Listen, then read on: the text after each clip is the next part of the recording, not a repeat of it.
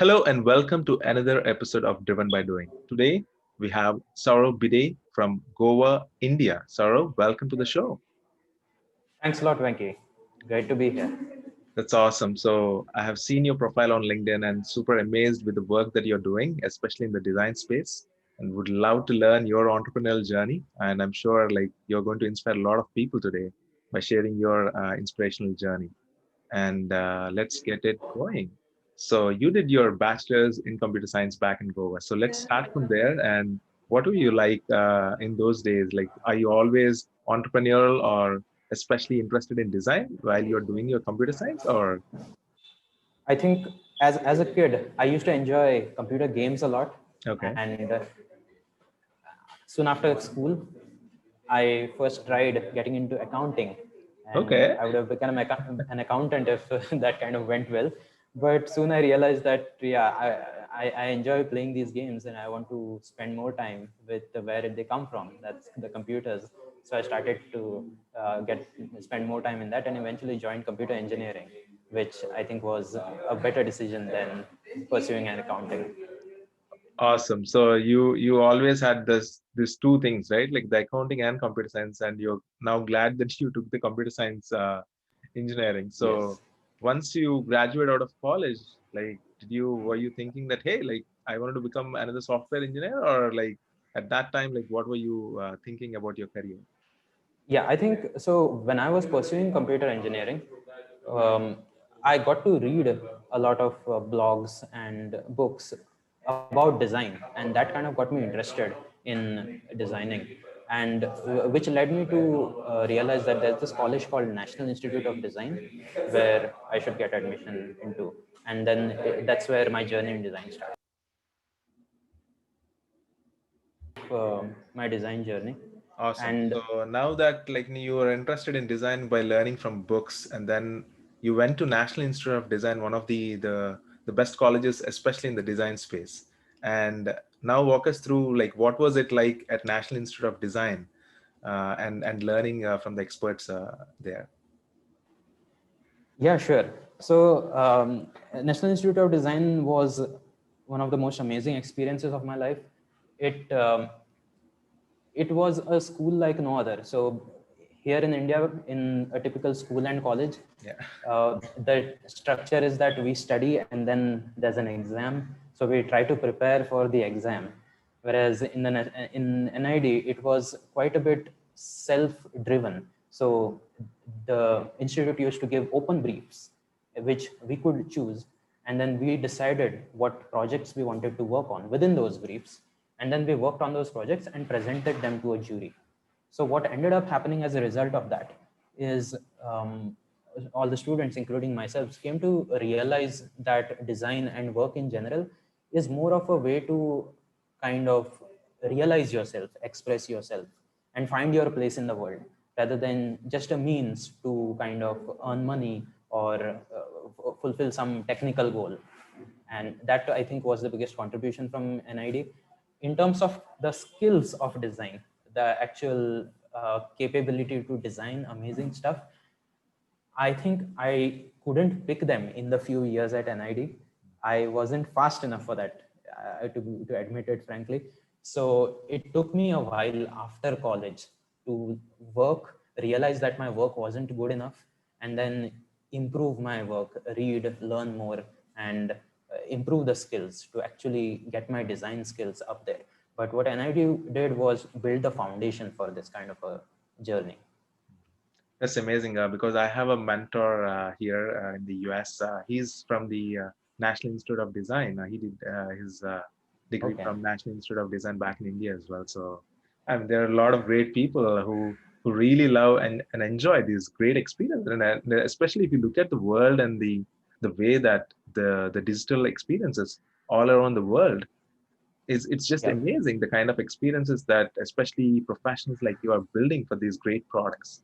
So now let's Absolutely. coming to like once you graduate from National Institute of Design, what happened next? Yeah, I think the next few years were about trying to find where I belong. And just as any kid in the college, I was excited by fancy stuff, I would say, what I used to consider fancy. And I tried a bunch of things. So one of those fancy things were, should I be in a large organization like, let's say, Microsoft? And that's where I ended up being for an internship. And if you are aware of, say, the typical middle class Indian situation, getting in Microsoft is a pretty big deal. Yes. So if you got in there, but then I soon realized that I didn't belong there. Hmm. The kind of it's a great company, a great team, but still that's not the right place for me. So the journey continued on. Then another thing I was fascinated by was projection mapping. If you know about it, projection mapping is a technique in which people take entire buildings and they throw projected light on them and perform shows. Hmm. And these were pretty hot back then in 2013 14, and especially in India. And I joined a small studio which used to work on these projection mapping projects. I enjoyed it thoroughly, but again, felt that that isn't the place for me. And in general, I realized that the entertainment industry is not for me. Hmm. So I think it's a journey where each person has to find out where is their place. So, like a large organization wasn't for me, entertainment industry for me. Then I got this found a job in a company called Fogbooks. It is a UK-based company which makes adaptive learning software, and that's where when I joined them, and I liked that work so much, I enjoyed the work so much that I ended up kind of building a design team in that company and seeing that company grow from a small startup to eventually kind of getting a large customer base. And just for your information, that company is now kind of working very well with ASU, Arizona State University in the US, and they have acquired some stake in it. So that was my journey with Fogbooks, and that is where I realized that I want to design educational experiences, and educational experiences have some specific challenges in them, right from, say, motivation. The way people are motivated about learning is very different from the way people are motivated about shopping or any other activity. The kind of motivation is different. The fact that it's a very spread out experience, like the experience of booking a flight ticket, it gets over in a few minutes, whereas the experience of learning something, it can go on for anything from a few minutes to a few years, right? So the kind of challenges that are brought about because of these various unique factors of education require a lot of thinking, investigation, and problem solving skills in the design side of it. So all the educational technology that is being built, over time, most of the whichever ones are successful will end up encountering these problems, and they require design solutions. So that was one of the insights that I gained while working with Popo. And then eventually that led me to kind of start working specifically with educational companies once I was out of Popo. That That was is the journey. that is an amazing journey that you had there, sort of like, let's go back to there from the beginning. What you mentioned, like you mentioned that you interned at Microsoft and Yeah. you felt that that was not the right place for you, even though it's a great company. And I could completely relate it when you said like, hey, getting into Microsoft is a big deal, especially from, like, for Indian students, right? Like, getting into Microsoft is a big deal. And I could completely relate to the pressure that you might had. Hey, like, you know what, I wanted to quit this job and I wanted to work in some area that I'm super interested in. Like, tell us a little bit about that. Like, what kind of pressure that you might had back then, saying that, hey, this is what I wanted to do, this is what I'm going after. Is there any pressure from the Yeah. external factors? Yes, there was, but at the same time, I was fortunate enough to not have pressure from family to choose any particular direction in my work. So that was a relief. But in general, there was that pressure, and I think one thing that came in my favor is something I had told you about earlier, that I couldn't learn enough at NID, and I realized that after getting in Microsoft, because in Microsoft everybody is so talented and so smart that you immediately know that you don't know design. Wow. Like So if are someone you did you feel the imposter syndrome? Hey, like guys, like this is yeah, I think imposter syndrome hits more when someone is more experienced. I was right out of college, so it was kind of expected that hey, this guy should won't makes know a lot. sense. He's right out of college. So I don't think it was that bad, but I soon realized that my skills were definitely not up to the mark, and I need to go back and learn rather than trying to kind of build a career in Microsoft. That was not going to happen unless I built my skills. That was one of the realizations. And the path that I took for building these skills and kind of finding my own interests was by going back to college, spending more time at the library, then finding a job in a small studio, and then working with them, and then growing myself. That's That was a amazing. far better path. Wow, that's amazing, Saurabh. And then, like, you had this amazing experience working with an UK-based edtech company, and you got this great insight that, Yeah. especially as an edtech entrepreneur, I could feel that, right? Like, it is not a similar experience just like building like any other web application or an e-commerce site. The True. educational products, especially Yep. dealing with like students or professionals in the education space, it's completely a different experience. And Yep. when you're saying that, like, hey, like this is a different niche which I wanted to like really concentrate on, and your experience working in that product, I think gave you that freedom. Hey, like let me learn more about this educational space because and especially educational technology is booming, especially given the environment that we are in right now, and it just Yep. got Yep. lot of scope, especially after COVID-19. And we have seen how the higher education has been getting disrupted, especially throughout the world.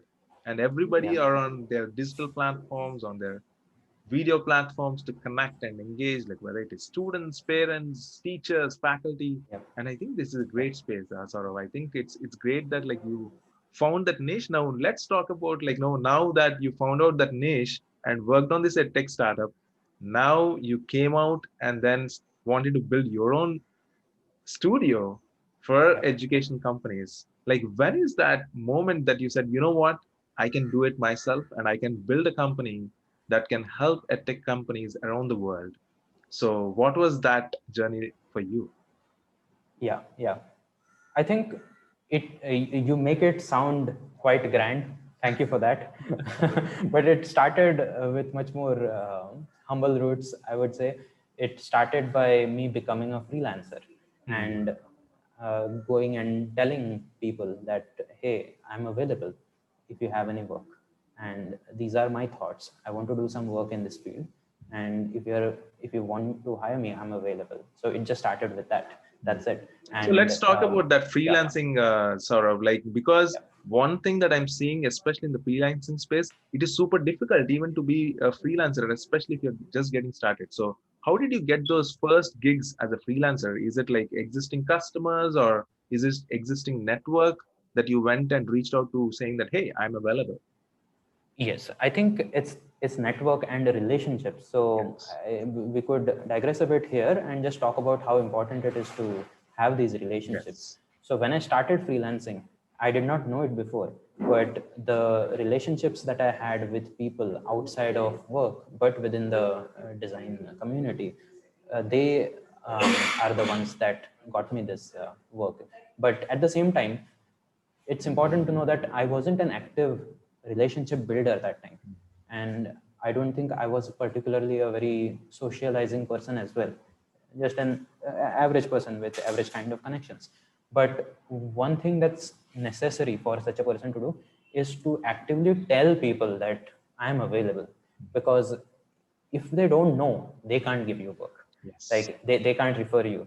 And that's something so many people miss out on is they become a freelancer, but they don't tell everyone that they're available.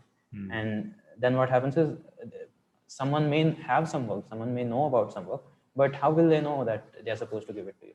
So we can't really control whether people give us work or not at that point of time. But what we can control is whether people know we are available or not. And that is something we should focus on and we should tell. And I continue to do that to this day. I tell people that I have this studio and we do this kind of work.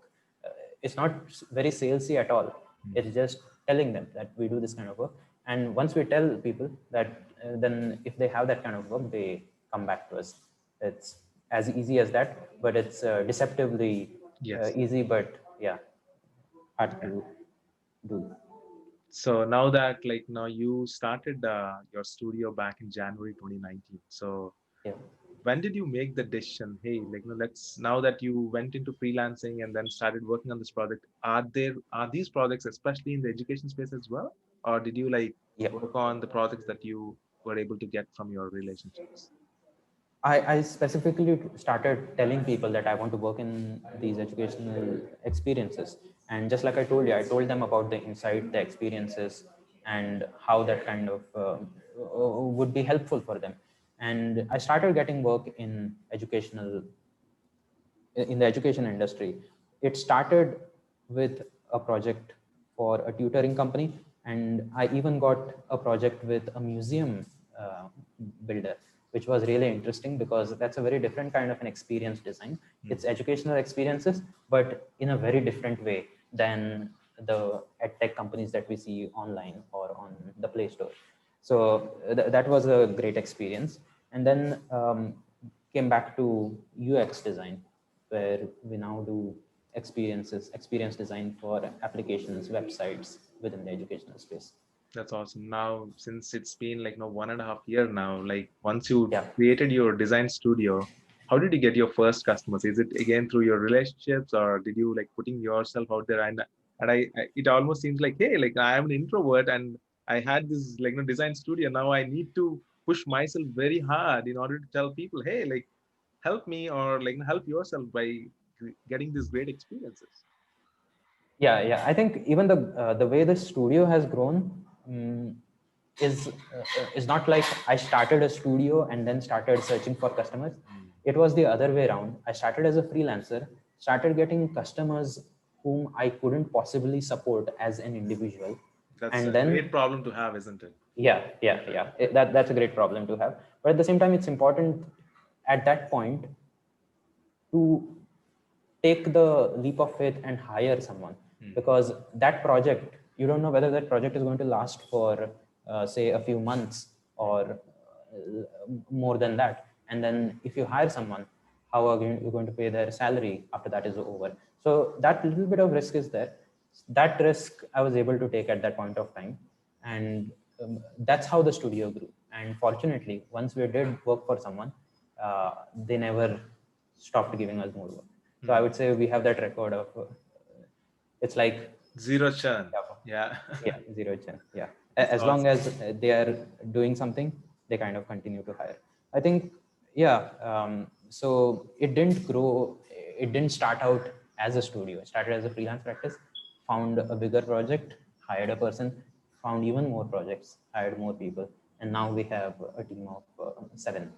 Wow. So you always like had this passion for design. Now that you're leading these 7 people, like how did you hire Yeah, your first employees?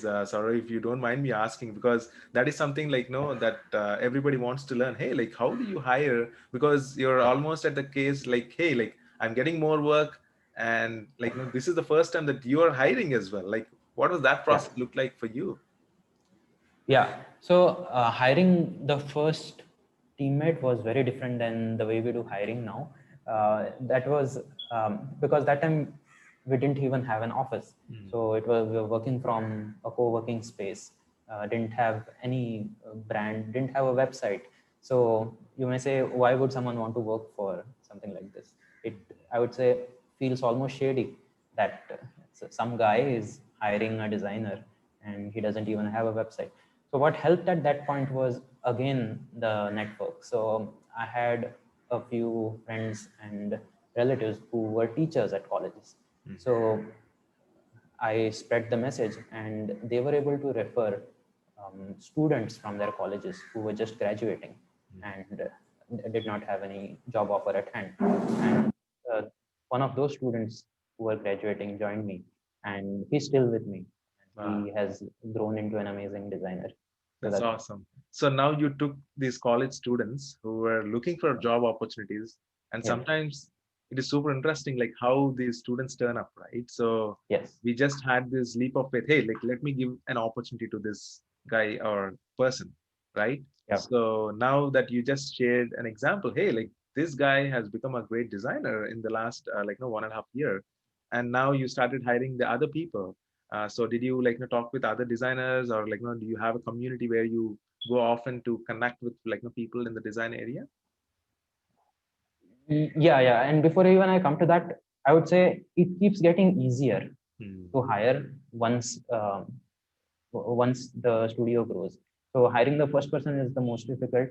Then once the two of you do a project together, then you have a portfolio for that studio. Of course, you had a personal portfolio before, but now there's a studio portfolio. Then people see that portfolio and they want to join you. So you hire the third person, and again, it becomes like a three-person portfolio soon. Hmm. So then the fourth person is even easier to get because he or she has already seen these three people's portfolio. So like that, it keeps getting easier. And now you see, we already have a website on which we have kind of put out our work. And we regularly get people who see this website and tell us that they like this work and they want to do work like this. And they get automatically attracted to us, which is something I would never imagine as a one person or a two-person team, which is now easily happening. So I think it's like the effect of momentum. Hmm. In terms of hiring, it gets easier as you grow. Hmm. And now to answer your question, how do we do it now? Is we rely on our website to bring us people who are also passionate about the job. So that I got an advice from one of my mentors. His name is Vivek Sambaya. He's the co-founder of Cogbooks. One of the things he mentioned was that it's super important to have people in the team whose goals, interests, and what they want to do is aligned with what the studio or organization wants to do.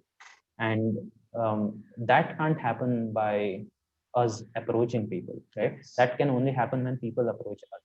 Hmm. And we have kind of reached that stage now where people are approaching us saying that we want to do the kind of, we want to design great educational experiences. And can we join you? And that's a great place to be again. But it has only happened now after a couple of years. That's awesome. So you found your niche market, and now you're helping a lot of other designers who are super passionate, just like you. And as you Yeah. mentioned correctly, Saurav, I think sometimes people approach you, hey, I have this passion, and it's just amazing how that would turn up if we just Yeah. give them an opportunity. And thanks for doing that. In fact, because sometimes just giving that opportunity and letting them really expose to all these great opportunities, and especially you, I mean, taking them from nowhere, sometimes fresh out of college, just giving Yeah. them an opportunity. And do you also help them get them some training, or walking them through the process, how the whole system works? Yes, yes. And I wouldn't say I have completely cracked it. It's still a challenge for me. Hmm. And when I had the first person, it was easier because I got to spend a Yes. lot of time with that person. Second person, slightly more difficult because now I have my time is split between two people. Hmm. And now seven, like I'm still a very small fish. There are people who run teams of hundreds of people. Wow. But the what I've learned in these is that it's important to have some processes and Hmm. some training modules which everyone should go through so that everyone comes on the same page. And when the team is on the same page, we can start learning from each other. When we have the same vocabulary, when we have read the same books.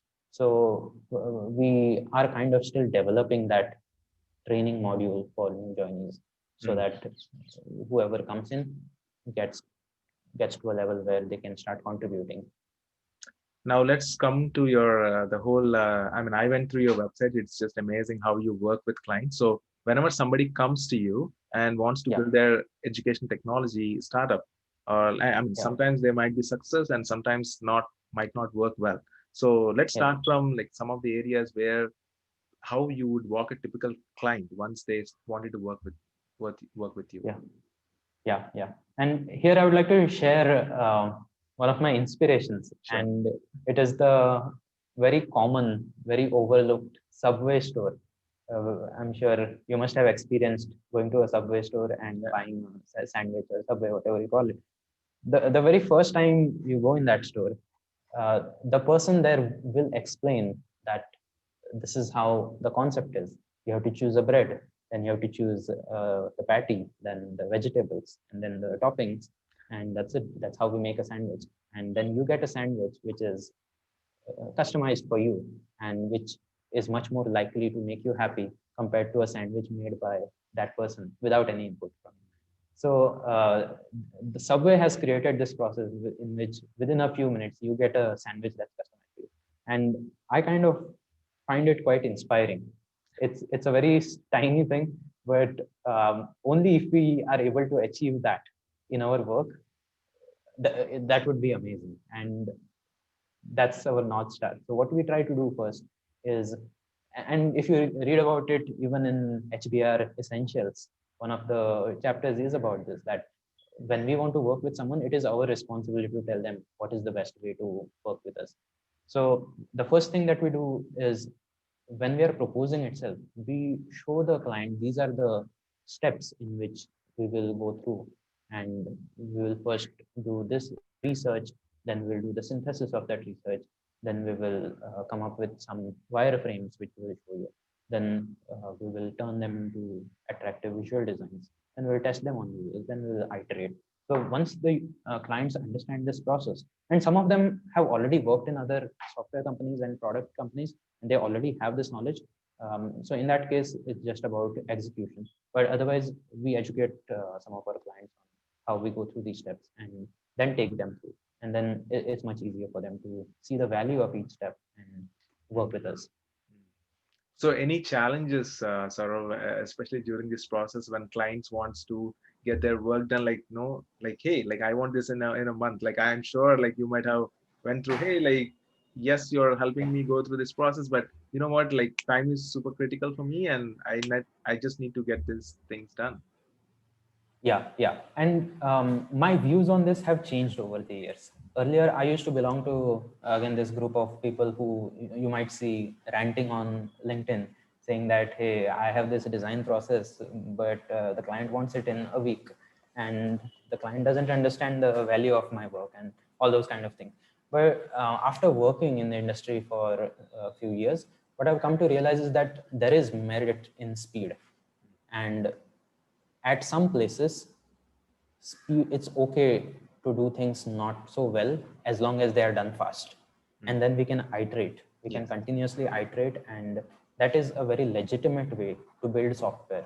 And it can be pretty successful also. So there are a couple of customers whom we have had, and one such example I can kind of talk about is a company called Workomo, which is not an educational company, but it's one of the companies that we work with. Uh, with Workomo, we have almost a weekly release cycle. Every week, a new version of software is created. And what does that mean? That means we cannot have a month-long research cycle or a month-long like a week-long synthesis. Every week, we create a new version, and every week we improve. Every week we talk with customers, we find out what their problems were, we try to make it better. And of course, this is only possible because the founders, the product managers, they are competent and they are able to do it at that pace. But when they are, the speed is a blessing more than it is a roadblock to fulfilling the entire process, is what I think. And that's how my views have changed from the last few years to now. That's amazing, Saurav. And now share some of those like not very successful stories with clients. I think that would be interesting to learn as well. Yes. So I would say what I also realized is that just like relationships outside of the relationships in ecosystem are important, building a relationship with the client is also super important. And wherever we have focused on building a great relationship and thinking of the design as something that will come out of that relationship, things have succeeded. And whenever we or the clients have treated work as a one shot or something like it's a project, uh, at those times success hasn't come so easily. So there are many cases where even the customers were of that opinion that we are going to hire you guys and you have to design this, and I'm going to hire an engineer for a month, and that person will develop it and will launch it, and it will be successful. In software, it simply doesn't work that way. What's important is I have this vision and I want to build it. I want to build for it, and for that, they try to build a team. Some of the best customers out there, and as a part of that team, they hire us. That's when it works best. So I would say whenever we or the clients have thought of any projects as a one-shot thing where we will just launch it and it will succeed, it almost never does. So, like now that you had this, the whole experience, like working on your own thing, and like there are some success stories, not so successful, and working with clients from all around the world, and also now coming back to people who are listening to this show or just wanting to learn more, Mm-hmm. like what would you tell students or like any professionals? Like let's start from the students, like who are getting out of college, like hey, they had this thing wanting to work in the design space. What would you tell them to how to get started in this area? That's an amazing question, because how to get started is something The biggest where problem. a lot of Yeah. people stumble. And I would say the field of design and the way social media has portrayed it is that everyone must be like a great designer to be successful. You have to continuously, they say that you have to not just write, but even come up with design tools of your own. And if you see online, because of this kind of a culture, there are so many design tools out there. There are so many terminologies, so much jargon out there that a newcomer can easily get overwhelmed. They may Yes. think that, hey, is this kind of rocket science that I'm not able to comprehend? Every day someone will talk about gamification, someone will talk about something else, and yeah, it can be very overwhelming. And I would at this point suggest going back to the basics, reading up on some of the basic books of design. And at this regarding this, one of again the mentors at Microsoft referred me to a tiny book called The Elements of User Experience by Mm. Jesse James Garrett. Okay, that book is just 80 pages. It gets over in like an hour if you start reading it, or at most 2 hours. But that book has been like the foundation of my skills in design, Wow. and uh, I still refer to my notes from that book, and I read that book again every once in a few months.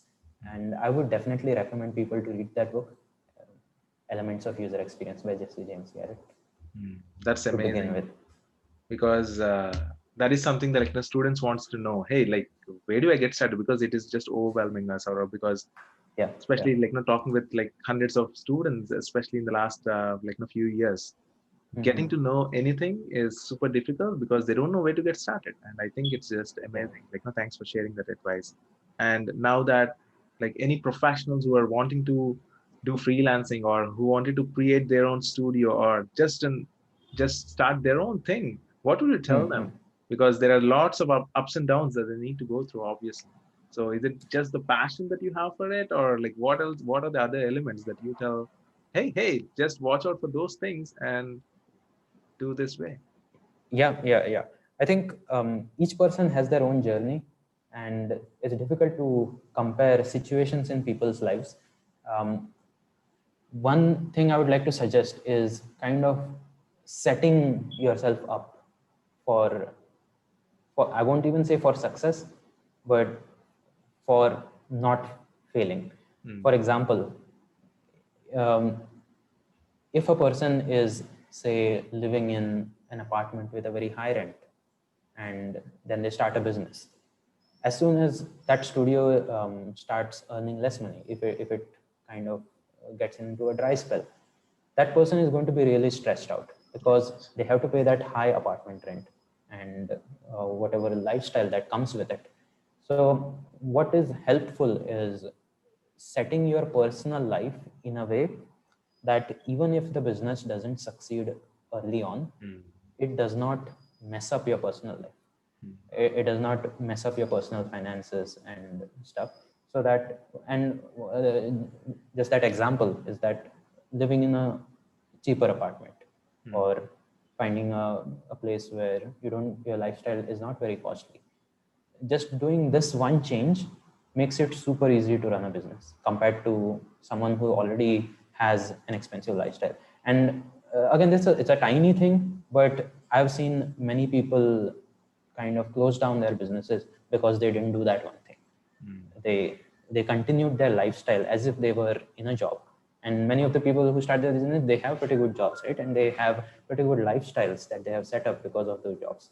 And if you continue that lifestyle and suddenly start a service business like this, it can get stressful if that is not managed. So that is one advice I would give to anyone starting a design studio specifically. For startup founders, this may not be applicable because they work on funding, whereas design studios work a lot on kind of cash flow. So it becomes even more important. That's awesome. Great advice, Saurav. I could definitely see like how, I mean, it doesn't necessarily be just the design studio. Like if you take a look at any startup, like sometimes it is super Yeah, difficult even to get funding, right? Sometimes yeah, keeping yeah, it as low as possible is going to yeah, help. And we have seen a lot of success true. stories doing exactly the same. And thanks for Yeah. sharing that advice. Is there anything that you would like to share for our audience today? So apart from these things, I don't have any specific things to share. Um, like again, I would just point back to some of the things we talked about. Firstly is the relationships that are super important in starting a design studio or any business, which help us work with find our work. And the other thing is being open to what the clients want to do and working with them to do it their way instead of telling them this is the right way to design, that is the right way to design, or that is the right way to work, I think is one of the key. So I'll kind of give a story here, or again, one of the advice given by one of my mentors is that if if someone wants a photo to be clicked, it can be clicked in 5 seconds or it can be clicked in 5 days, right? So if you want me to click a photo, you have some nice object in your hand, I can just take out my camera, click a photo in 5 seconds and give it to you. Or I can arrange for the best photographer in town, arrange for the best lighting, arrange for a great editing setup, and spend days and days iterating through making that photograph worthy of putting on a magazine cover. And both of them are legitimate ways of clicking a photograph, aren't they? It's not like the photo that you click with a phone is not a photo. In the same way, so depending on what your need is for that photograph, uh, as a photographer, I have to try to fulfill that need rather than trying to tell you, hey, no, you can't just click a photo in 5 minutes. It takes 5 days to take a photo.